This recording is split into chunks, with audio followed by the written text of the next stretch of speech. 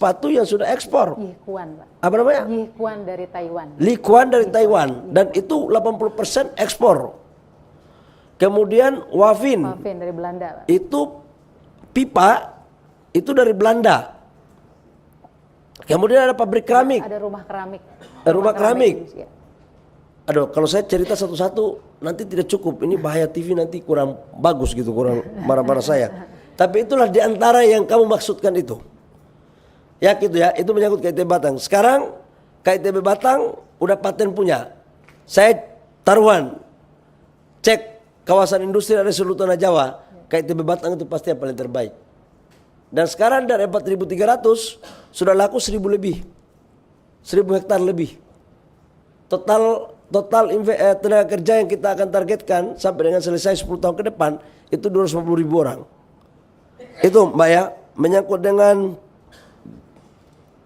izin tambang, organisasi kemasyarakatan, alhamdulillah kemarin saya baca di berita Muhammadiyah setelah melalui kajian panjang itu menerima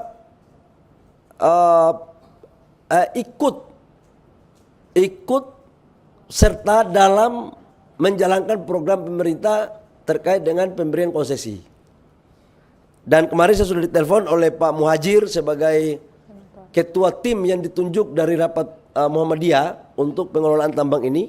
Saya sudah dapat telepon dan saya pikir ini barang bagus. Kita saja yang terlalu a priori berpikirnya negatif duluan gitu kan. Banyak sekali ngomong ormas kalau nggak punya pengalaman gimana. Emang saya mau tanya, di Republik Indonesia ini orang pengusaha tambang itu sebelum dia pengusaha tambang dia sudah punya tambang duluan.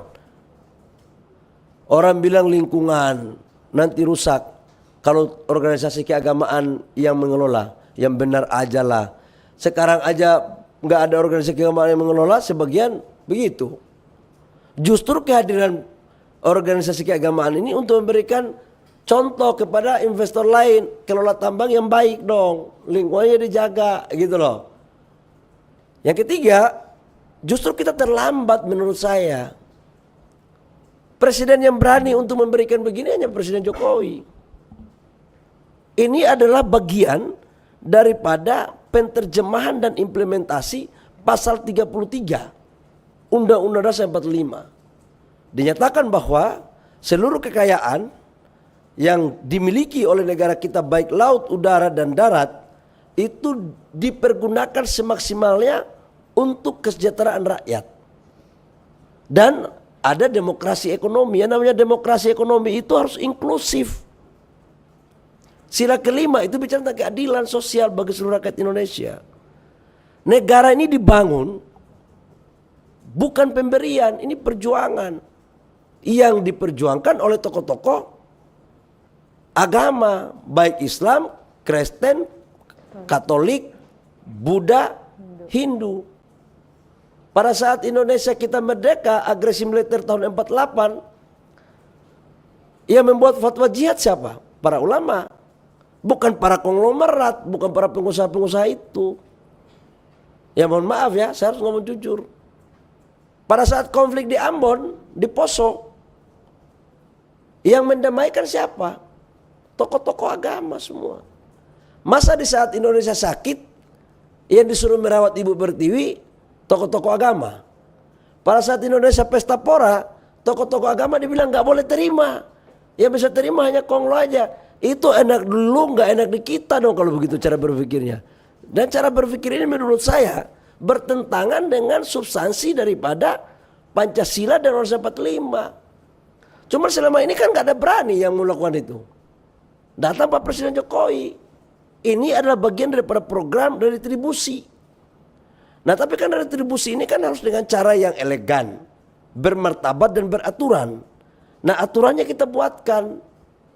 Di dalam Undang-Undang Minerba itu dinyatakan di pasal 6 itu dinyatakan bahwa pemerintah berkewenangan untuk memberikan WUPK dengan skala prioritas. Cuma selama ini belum ada PP-nya. Kita buatkanlah PP-nya, cantolannya di pasal 6. Orang kan maunya hanya BUMN. Dalam hati saya di mana sih hati kita ini?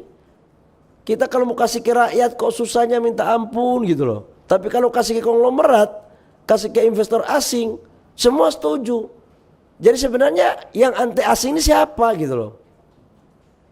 Aku mau nanya, Pak Presiden Jokowi mau membela rakyat. Membela NU, membela Muhammadiyah, membela Katolik, membela Protestan, membela Hindu, membela Buddha.